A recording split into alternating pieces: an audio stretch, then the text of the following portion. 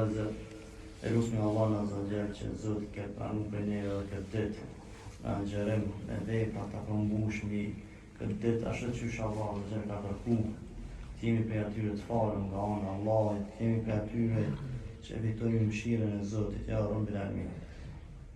O ju vëllezër, sot me lejnë Allah me ne është një hadith, vërtet hadith i mirë, që i përmbledh gjitha veprat e mira që janë për shtyllave të Islamit.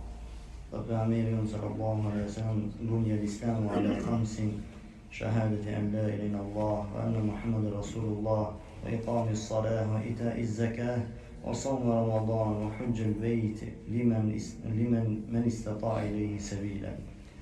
Pejgamberi sallallahu alaihi wasallam vërtet është ndërtu Islamin mbi 5 shtylla. E parën e ka cek domethënë shahadeti. Ashhadu an la ilaha illallah wa ashhadu anna Muhammadar Rasulullah. Ashhadu an la ilaha illallah wa ashhadu anna Muhammadan Rasulullah. Pasi ka thonë iqamis salat, me fal namazin, wa ita'iz zakat, me dhënë zakatin, o sawm Ramadan, me agjëru Ramazan të cilët na jemi të agjëru.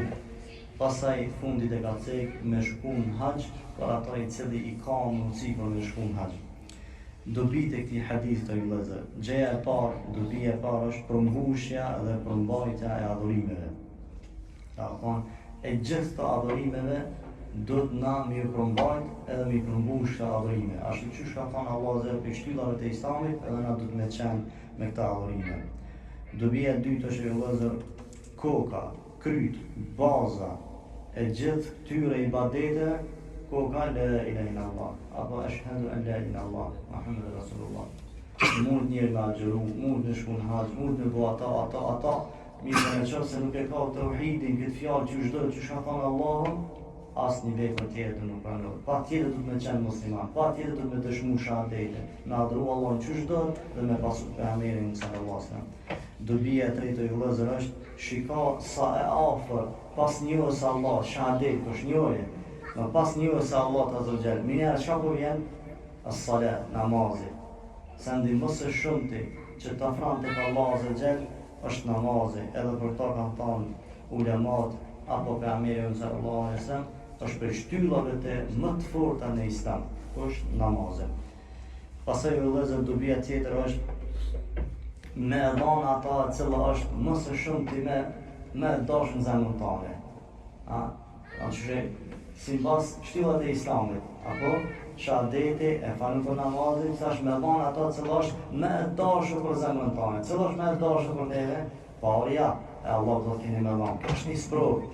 Pe njeni Allah, pe adhurani Allah, ta këshu shka ku bani për Zotin qëtash. A pe jep një jo, ka arë zekati.